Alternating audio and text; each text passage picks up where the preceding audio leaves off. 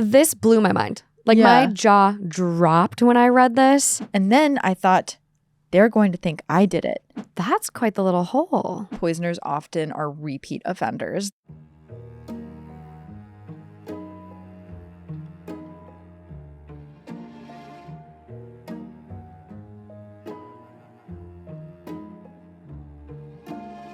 Hi friends, welcome to Clues, where we sneak past the crime scene tape to explore the key evidence behind some of the most gripping true crime cases. And these aren't just ordinary cases. They're complex puzzles where forensic science, investigative techniques, and sheer grit collide in order to uncover the truth and deliver justice. I'm Kaelyn Moore, and I'll be piecing together the timelines and bringing the history to break down the facts of these cases. And I'm your internet sleuth, Morgan Absher. I'll be diving into theories and pulling at the threads that may or may not add up. Just days before Christmas, Mary Ann Clibbery was found brutally murdered inside her shop in a quiet Illinois town.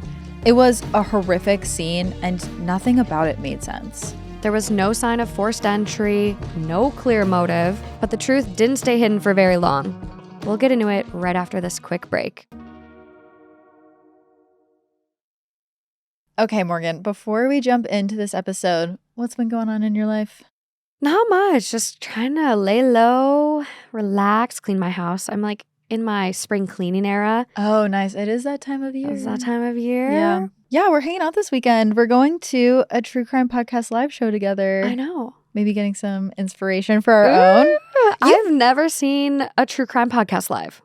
Oh, I have. Okay. I've been to a few. I'm really excited. No, me too. Me too. It's really fun to follow a case in real time, like with the people as they're telling it. But you've done a lot of touring yourself. I've done some live shows. You've done a lot of live shows. I did a few. You've done maybe the most live shows of any podcast I've ever heard of doing. It was a busy year. Yeah. How many did you do last year? I did total, I think within a year span, I think it was 38. That's almost one a week. It was a lot. It was a lot. We broke it up a little bit, luckily, Okay. and a lot of them were double headers, but live shows are really fun, getting to meet the listeners. Did you have a favorite place that you did a live show? Oh my gosh, New York got rowdy. Seattle and Portland. Ooh. Super rowdy crews there. So they're so much fun. That. Every Yeah. show is so different. So that's, that's a perk. Yeah, because the crowd's always different. You're getting different reactions. Mhm. I love that. That's really fun. Super excited for this weekend, but shall we get into this case today? Yeah, let's dig into this one. So we are opening the case file for the murder of Mary Ann Clibbery.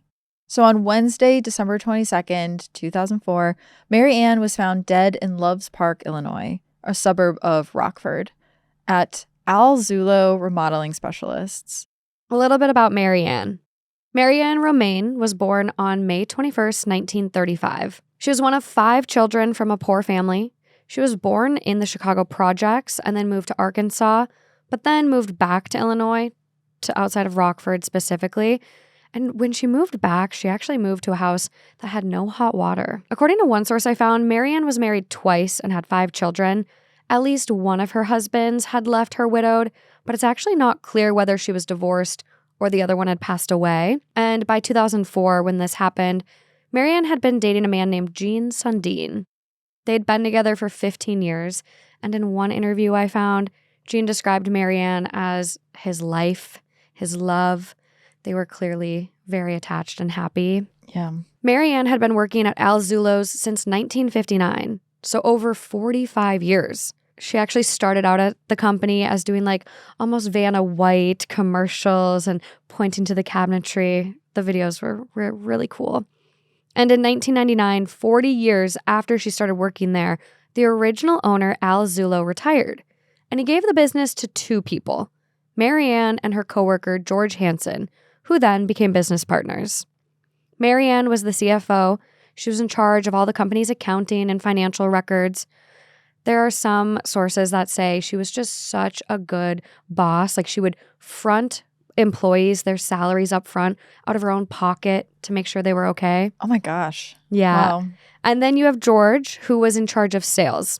And the 2 of them were well known locally for their TV ads. So before we really jump into this case, just a quick reminder, if you're watching on YouTube, you'll see some photos that are going to help you visualize a couple different elements in this case. But if you're just listening, you can find the same photos on our social media, and that's at Clues Podcast on Instagram. So In late November or early December of 2004, Mary Ann Clibbery decided that she was almost ready to retire. She was experiencing some health issues, some people said, like sleepiness and sickness at work. This was usually after drinking or eating. And we also know, though, that Mary Ann absolutely loved this company she worked at. She would send out Christmas cards to a lot of the suppliers who worked with Al Zullo's every holiday season. She went above and beyond with everything. But then on Wednesday, December 22nd, 2004, at 7:30 in the morning, Mary Ann Clibbery's body was found by Mary Ann's business partner, George Hansen, and another Al Zullo's employee named Randy Baxter. She was laying in the back hallway of the showroom, and she had been beaten with at least 3 severe blows to the back of her head. The office was completely sprayed in her blood, and her purse was taken, and some of the drawers around her were rummaged through, but nothing else of value was really taken from the crime scene. And that's interesting and makes sense why investigators then might have suspected that the robbery could be staged. Yes. So presumably George and Randy called the police right away because a few minutes before 8 a.m., George calls Mary Ann's boyfriend, Gene, and he tells him that Mary Ann is dead and there's blood everywhere and that the cops had arrived. An autopsy would go on to determine that Mary Ann did die from the head injuries as a result of a beating or bludgeoning, and the coroner estimated that her body was actually dead in the office overnight. And unsure if this was really a robbery, like you were saying, authorities wondered if an Al Zullo employee or customer could have committed the crime. And it seems like whoever did this would have been somewhat familiar with the office. Yeah, and no sign of forced entry, so Right. one would assume employee with access. Yeah. Upon discovering Mary Ann, police really honed in on the blood spatter pattern. This pattern was found in the office, and it showed that there was fresh blood on top of older coagulated blood, which meant that Mary Ann was attacked not once, but twice, with some time in between these attacks. Prosecutors speculated that after the killer attacked Mary Ann, they might have noticed that she was still alive, so that they came back and attacked her again. Both times, her head was beaten with a hammer. If this was a robbery, she probably wouldn't have been attacked twice and so viciously. So police did have some initial suspects. They immediately focused on a recently fired employee named Kevin Doyle. Not only did Kevin notably not like Mary Ann, he also still had keys to the office. According to Mary Ann's brother, Lou Romaine, Kevin Doyle was fired under great stress, and it did appear like he was having some kind of nervous breakdown. When Kevin was questioned, he gave police the alibi that he had been home sick that night, but no one else could corroborate this. No roommates, no family, no friends. So it was kind of a convenient answer, they felt. And get this. On Thursday, December 23rd, the day after, Kevin Doyle actually shows up to try to offer the Clibbery family help. He said, "I can save the business by returning to work for you guys. Don't worry," which immediately seems suspicious. I mean, as we talked about in our very first episode, sometimes criminals do return to the scene of the crime. Right, and want to interact with law enforcement and be a part of the investigation. Yes. Be helpful. Right. But around this time, a tip comes in from an unnamed citizen that changes the investigation. The morning after Mary Ann's murder, someone sees a black plastic garbage bag on the ice under the Roscoe Road Bridge. And it looks like it had been thrown over the bridge in an attempt to get it into the river, but it had missed the water and landed on a sheet of ice. And just for perspective, this is about 9 or 10 miles from Al Zullo's, but they didn't immediately connect it. And one reason for that is that about a week earlier, a garbage bag was found in the same town with a deceased infant inside of it. So they weren't really sure what was happening. They just could see another bag. And just so I don't leave everyone on a cliffhanger with that, it was found later that the baby was murdered by its mother. So authorities block traffic on the bridge and retrieve this bag from the ice. Firefighters actually use a ladder truck to lift the bag from the ice and then bring it upon the bridge. In the bag, they discover Mary Ann's purse containing her ID, a bloody hammer, bloody cardigan, and bloody black leather gloves. The items are then sent to a crime lab for processing. It's clear that whoever discarded Mary Ann's bag attempted to throw it in the river to get rid of it, but missed by a little bit. Though we can't confirm if any money had been taken from her wallet. Again, it could have been taken to stage an appearance of a robbery, but it's unclear. Looking into the items in the bag a little bit more, the gloves and the sweater, those are going to become one of our next big clues. There was blood found on both of these items. Based on testing, the blood on the gloves and the yellow cardigan sweater was determined to be Mary Ann's. The blood splatter on the sweater was along the right sleeve, which would correspond to a right-handed person hitting her from behind. The collar of the sweater was swabbed to look for skin cells. There were a few different DNA profiles that this came back with. Mary Ann, Al Zullo, the original owner, and George Hansen. And something to note here is that everyone kind of knew that this sweater was a community sweater, and it was kind of accessible to a lot of people in the office. Yeah, so it made sense that all of their DNA was on it. It's not really something that really tipped the police off as to what happened. Exactly. Yeah. But there were more items in that bag, as we know. Inside of the bag was also a hammer. Scientists analyzed the plastic bag and the hammer for fingerprints. They were placed in a sealed chamber filled with a chemical compound that's actually found in superglue. Basically, the fumes of that chemical stick to oils left by fingerprints. Then the bag and hammer were processed with fingerprint powder, a fine black powder, which was dusted all over the surfaces. This powder adheres to the chemical compound to make the fingerprints more visible. From this, they discovered 3 distinct fingerprints and 1 palm print on the bag. Can you guess who they belong to? I think I know. Okay. They belonged to George Hansen. Yeah. Yep. George's fingerprints were not found on the hammer, though. And if the bag was taken from the office, it could make sense that his fingerprints got on the bag somehow. Yeah, so of course there's no fingerprints that were found on the actual murder weapon, which would have been the thing that basically told police who did it. Yeah, so no definitive answers yet, Wow. even with these big clues. At this point, investigators weren't really sure who discarded the bag, but there's another clue. A white SUV was seen driving back and forth across the bridge the night of the murder.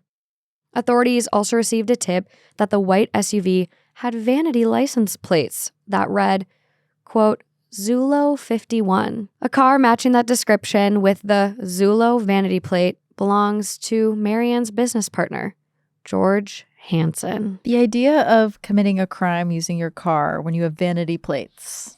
Vanity plates. Is audacious. Come on, to say the George. least. So based on all of this evidence, the police started to suspect George. And it gets worse when Mary Ann's boyfriend, Gene, comes forward with some more information. He admits that Mary Ann had confessed to him before she died that George was involved in the disappearance of money from the company and that she actually feared for her safety. I mean, everything's starting to point towards George. Yeah. And the fact that she felt unsafe. Right. So let's talk about who George Hansen was. George was born February 12th, 1941. At the end of 2004, when Mary Ann was murdered, he was 63 years old. He was originally from Wisconsin, but moved to Rockford, Illinois in the 1960s, and George was married with children. According to his former employee, Raymond Beardsley, George had a temper and became unglued under stress. Another former employee, Randy Baxter, the one who was actually with George when they found Mary Ann on December 22nd, said this about George. Quote, he likes to stay in control. He drinks decaffeinated coffee. So it seems like some employees did witness George having outbursts. Although some sources I saw did say that Mary Ann and George like to keep any business conflicts away from employees. Totally. George is often described as flashy and outgoing, a salesman type. And none of that necessarily points to why George would have wanted Mary Ann Clibbery dead. But remember how earlier I did say something about Mary Ann had recently sent out Christmas cards to a lot of the suppliers that worked with Al Zullo? Yeah. Well, according to Mary Ann's boyfriend, Gene Sundin, a couple of those suppliers actually sent the cards back to Mary, and they included angry notes with them. And these notes all said that they hadn't been paid. And when Mary Ann gets those notes back, she's completely surprised. Blindsided. Absolutely blindsided. Because she's the CFO of the company. So she does what any CFO would do, and she starts looking through the company's internal records because what do you mean none of these suppliers have been paid? And the records show that the payments had been made. But she got enough independent letters back to her that clearly they hadn't. So something was still very much not adding up. So at this point, Mary Ann does some amateur forensic accounting. And this is where she discovers that George had been stealing from the company by collecting payments from customers and depositing that money in his own account. Mary Ann comes to the conclusion that George had stolen up to $100,000 from Al Zullo's. This would be around $170K in today's money. And upon digging in even further, George also seems to have a fraudulent side business where he'll charge building supplies through Al Zullo's, but then use them for his own personal projects, essentially getting these supplies for free. Based on all of what Mary Ann discovers, Al Zullo's appears to be in danger of bankruptcy, which must have been a complete shock to her, who, until that point, thought the business was doing really well. How long do people think they can get away with that for? I mean, you're not. Because obviously everything's going to tip. People have to get paid. And when you have these suppliers that aren't happy, and aren't getting paid. Also, it's a lot of money to write off as an accounting error or, yes, oops, that one I accidentally deposited. It's $100,000. It's $100,000. Yeah. And something to note here is that investigators also discover that there were life insurance policies on both Mary Ann and George. The policies were valued at $150,000, and this isn't unusual for business partners, but this did mean that her death would lead to a massive payout for him. That amount of money is equivalent to over $250,000 today. So we put all this together, George's financial crimes and the life insurance policy that he was set to benefit from. This is our third clue. Ultimately, one of the main clues in this case was found by Mary Ann herself when she discovered that George was embezzling money from their business. This gave him a very clear motive. Yeah, and it was also around this time that it came to light that, again, earlier in this episode, I was saying that Mary Ann wasn't really feeling well towards the end of her career when she was thinking about retiring. Well, she actually went to the doctor in mid-December, and she brought up the fact that she thought she might have been being poisoned. Wow. And not only has she said that to the doctor, but she also said that to her boyfriend, Gene, saying that one time she found pink stuff in the coffee that George had made for her. So Mary Ann actually wanted to have her coffee mug analyzed before her death, and she even told Gene that if anything happened to her, she wanted to have that looked into. She knew. She knew. And Mary Ann's intuition was right. Coffee mug did get analyzed, and the toxicology report found that there were traces of zolpidem. It's a generic name for Ambien, a sleep medication, which would make sense why Mary Ann was actually falling asleep at work in the afternoons. It's unclear if the medicine was found in her blood from a toxicology report during her autopsy. I couldn't find a source that says anything either way, but the finding of the zolpidem explained why Mary Ann told her boyfriend and doctor that she'd been experiencing this sudden illness and sleepiness at work and why she was concerned about her health. Employees came forward after and they did report Mary Ann would fall asleep in the afternoons shortly after eating or drinking. So everything started to click into place here. But where did this zolpidem come from? So investigators actually were able to trace this back to George Hansen's sister, who signed a statement saying she provided George with the pills each month, presumably from her own prescription. One source I saw, George actually paid her $25 a month for them. And while Mary Ann wasn't killed from the sleeping meds, this secret drugging establishes a pattern of harm from George. Mary Ann's boyfriend, Gene, also reported that she confronted George about some of the missing money, and George admitted to stealing $7,000. And she made plans to confront him about the rest of it on December 21st. So let's go back to Tuesday, December 21st. In the afternoon or early evening, after the other employees had gone, Mary Ann confronted George about his embezzlement. The prosecution theorized that Mary Ann gave George two options. He could either pay the money back or she was going to turn him into the police. Sometime that night, that's when Mary Ann was attacked and killed in the office. And on December 22nd, when George Hansen was asked for his alibi, he said that he got drinks with his wife, and then he picked up his granddaughter from driving school and went with her to a tanning salon. So that alibi was only partly true. He did go to a tanning salon, but it turns out he went after he committed the murder. Yeah, clearly wanted people to see him, though. He was going to a lot of public places. Set up the alibi. Yeah, Setting it up. absolutely. Really tried to think it through a little bit. Make sure he was accounted for. Yes. So around 6 p.m. on December 23rd, police followed George from his home to Croc's Pub, and they arrested him while he was sitting alone playing video poker. Loves Park detective Lori DePaw, who placed him under arrest, said he didn't say a thing. He stood up. We took him outside. He showed no emotion. And another source reported when the defendant was placed under arrest, he told the officer that he took the hammer, gloves, sweater, and threw them over the bridge in Roscoe. And when George's SUV was searched, police found a large fishing lure and rope, kind of like he was going to go try and fish the bag off the ice and try to actually put it in the river, which was probably his original intention. But despite this, George claims he didn't murder Mary Ann. Which is hard to believe, I think, for me and maybe a lot of you guys out there listening. I mean, if I were to discover someone, I wouldn't touch anything. I'd want the police to be able to gather evidence and find things. So it's a little suspicious that George would bag everything up himself and then throw over a bridge. Yeah, exactly. On Tuesday, December 28th, Mary Ann's funeral was held. It was held at St. Anthony's Catholic Church.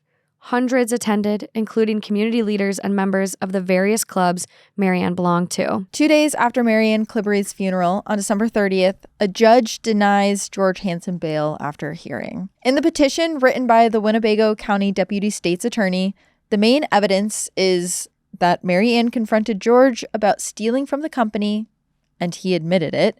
Mary Ann said that she thought he was trying to poison her, and George admitted to police that he got rid of the weapon, purse, sweater, and gloves over the Roscoe Row Bridge. The deputy state's attorney also wrote that 3 key witnesses in the case, Mary Ann's boyfriend and 2 Al Zulo employees, feared for their safety. She called George's killing of Mary Ann an act of desperation. She also said, quote, "This is a man who was interested in murdering her to eliminate her as a potential witness against him. He has information on all of the witnesses from the business. It would be a concern that he would become desperate again." And on January 28th, George pleads not guilty to the murder of Mary Ann Clibbery. Of course. The prosecution gave the following allegations against George. George killed Mary Ann because she was a potential witness against him if he were to ever be charged with embezzling money from their business. Mary Ann told her boyfriend that she confronted George about stealing, and he admitted to her that he did steal $7,000. Mary Ann went to her doctor days before her death, worried that George was trying to poison her. A plastic bag was found atop the Frozen Rock River containing a bloody hammer, Mary Ann's purse, a sweater, and a pair of gloves. The gloves and sweater have been identified by Al Zulo employees as being worn by George. After his arrest, George admitted to police that he took the hammer, the gloves, the sweater, and he threw them over the Roscoe Row Bridge. On January 29th, George describes his alibi in court. And a lot of the information that I'm about to share comes from the Rockford Register-Star. So George Hansen said on the night of December 21st, he stopped by the office to get his gloves, and he saw that Mary Ann was dead on the floor. Hansen told the jury, quote, "My first thought was, who would do something like this? And then I thought, they're going to think I did it. I thought, I've got to get my stuff out of here," he said. It was reported that he spoke calmly and succinctly throughout this entire testimony. And the fear of being blamed is his explanation of why he didn't call the police on December 21st, why he put the items in the garbage bag and threw them off of the bridge, and why he later picked up his granddaughter from driving class and went with her to a tanning salon as an alibi. Mm-hmm. Hansen also said that he went back to the Roscoe Row Bridge a couple of times to look for the bag, and if he found it, he would have, quote, "try to get rid of it again." The prosecutor argued that George wasn't that scared and confused man he claimed to be, but a calculating deceiver who murdered Clibbery with his hammer and then tried to cover up the crime. In her cross-examination, she asked him why he didn't call for help when he first found Mary Ann's body and why he didn't just call the police anonymously if that's what he was worried about. Yeah, I'm curious. And she asks why, when he knew the dead body was at the office, did he let employee Randy Baxter discover it? That's quite the little hole. Right. She asks why he took the purse, which had no blood on it, along with the bloody hammer and sweater. Was it to make it look like Mary Ann had been robbed? To each question, Hansen replied that he was scared, worried, or that the thought didn't enter his mind. He maintained that an intruder must have broken into the business, killed Clibbery, and fled prior to Hansen discovering the body the night of December 21st. You took the evidence because it linked you to the crime, the deputy state attorney said. No, Hansen replied. I took it because the evidence is all mine. Something that's really interesting to note here, too, is that George did try to say that Mary Ann was in on all of this money-stealing scheme. And so this really could have been a robbery gone wrong, and it wasn't me. So then on Monday, September 19th, the murder trial starts with a jury selection. The trial starts the following week. The prosecution said they believed George Hansen killed Mary Ann Clibbery with a hammer and then disposed of the murder weapon, of her belongings, and his blood-stained sweater and gloves, and threw it off the Roscoe Road Bridge with the intention of it sinking into the Rock River. And while the defense didn't contest that Hansen tossed the bag, they said it was because he discovered Mary Ann's body and he was scared. During the trial, all of the forensic evidence is presented to the jury. This includes expert testimony about blood splatter at the crime scene, fingerprint and handprints, and DNA. Loves Park Police Technical Services Director Howard Dean testified that the location and shape of the blood splatters showed that Clibbery was hit at least 4 times with a weapon, twice standing and twice on the ground. Quote, could there have been more? The prosecutor asked. Yes, Dean replied. That's the minimum, though, the prosecutor asked. Yes, Dean said. Illinois State Police forensic scientist Cynthia Kael testified that Clibbery's DNA was found in blood spots on the hammer, cell phone, and brown sweater taken from the garbage bag. Blood from a pair of leather gloves in the bag had Clibbery's DNA, Kael said, although a sample of material taken from inside the gloves was inconclusive. Mark Peters, a forensic pathologist who examined Clibbery's body at her December 23rd autopsy, testified that she was hit 3 to 5 times in the head with a blunt object. Prosecutors believe the object is the hammer that was found in the garbage bag, which did have blood spots containing Clibbery's DNA. The prosecution also called witnesses who helped place George at various places in the day around Mary Ann's death. Another witness emerged, besides the unnamed ones, who saw the white SUV and the bag on the ice. He testified that he saw Hansen searching for something near the Roscoe Road Bridge about a half hour before Hansen and Baxter would report finding Clibbery's body to police. So apparently, George was on the bridge in the early morning of December 22nd as well. Quote, I saw a white-haired guy. It's that guy right there, Webster said as he nodded to Hansen seating at the defense table. So less than a year after the brutal murder of Mary Ann Clibbery, George Hansen is found guilty of the murder. The jury deliberated for less than 3 hours. Pretty quick. And George was brought to Winnebago County Jail on no bond. And then on October 13th of 2005, George Hansen is sentenced to 60 years in prison. As of this recording, we don't really have any recent updates. George Hansen is still in prison at Lawrence Correctional Center in Illinois. But you were doing more research on this case too, and you came across something else that George got tied up in that I thought was really interesting. This blew my mind. My jaw dropped when I read this. There's an article that talked about how George was actually named in another theft and fraud related case around the same time as Mary Ann's murder. One of the cases was with his son, Todd Hansen, and involved setting up phony real estate transactions. It seems that this was never solved or tried. And can you guess why? No. Why? The key witness in the case, Darrell Willis, was found murdered in his car. Huh. And they just never solved that? From what I can tell, the murder is unsolved. Wow. However, his son Todd was sentenced to 2 years in prison in 2003 for a security scam. It's pretty clear, George was up to some nefarious things. Especially, financially, he was just kind of doing everyone dirty. And then when things went bad, he just figured he could kill the people. You know, it's interesting. I've done a lot of poisoner cases on my show. And poison is one of the things, poison is really scary. It's really hard to out. detect, and poisoners often are repeat offenders. They're often people who poison someone once and get a total god complex over it and feel like they can just keep poisoning because a lot of times it's not detected when people go to the hospital. Oh my God. You have to know what to look for when you're detecting for poisons. So I thought it was interesting that he was trying to poison her with the Ambien because he totally fits the profile of like every poisoner I've read about for the most part. Well, and the Ambien is interesting. It's like, were you trying to get her tired in the afternoon so she would drive home and get in an accident? Like, what was the poison? Or that she would be so out of it, she didn't know. Or that she would die. Right. Accidental overdose. Yeah, exactly. What's interesting about poison, too, is men are the biggest perpetrators of poisonings. Like, men poison people more than women poison people, but poison is much more common amongst women who do murder, if that makes sense. Okay. So it is like a woman's like weapon of choice for the most part, but ultimately less force. It's less force, right? You don't have to take down the person you're trying to kill. It's stealthier, but ultimately men do poison more than women do because men just commit more murder than women. Coming at me with the little stats today. Yeah, it's really interesting. It's really scary too because a lot of times you don't know that you're being poisoned, and poisoners are really good at manipulating people, so they can make you feel like you're crazy for feeling sick. If you're starting to think like, am I being poisoned?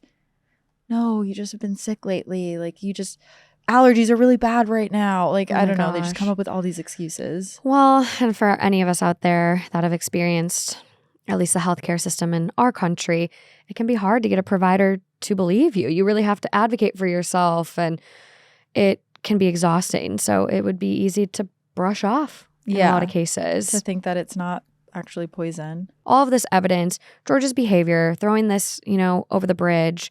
Where does this leave you? Like, are you aligned with the jury? You completely agree? Or are you maybe in the boat of our initial suspect, Kevin? Or do you align with the fact that George just said he didn't do it? He just took all the stuff from the scene because it was his.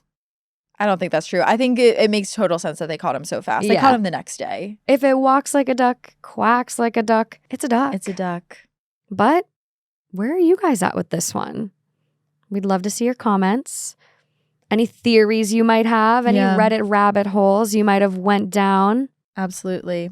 And before we close this case, I want to share a few things that we learned about Mary Ann Clibbery during our research, because she really seemed like such an incredible person. People said she had a great smile and great personality. She lit up a room whenever she walked in and always wanted to be involved in the community. And she was. She was super active in various local groups and events in her community, such as the Red Hat Society, Rockford's Little Miss 4th of July pageant, On the Waterfront, the Salvation Army Women's Auxiliary Group, and the Parks Chamber of Commerce. Very, very involved. Oh my God, so involved. So many groups. Her younger brother testified at trial that Mary Ann took care of him and that the family was very close. One of her daughters described her as the rock and glue of the family, our central point for contact. Mary Ann's boyfriend, Gene Sundin, appeared in interviews after her death and at the trial, and he talked about how heartbroken he felt. Gene was visually impaired and called Mary Ann his eyes. Her marker reads, quote, "Loving mother, grandmother, great-grandmother, gone but never forgotten, watching over us always." Mary Ann Clibbery was deeply loved, and she showed up for the people around her. That's how her friends, family, and community members remember her. That's how we'll remember her too. And I also think it was just awesome that she saw something was going on at work. It was wrong, even though she had been partners with this guy for so long. Years. She was still no nonsense. She knew what was right, and she was going to follow through with that 100%. And I think that's awesome. Strong moral compass. Yes. But that is all we have for this episode of Clues. We really hope you enjoyed unraveling this case with us. We're going to open another case file next week. But in the meantime, we want to hear from you guys.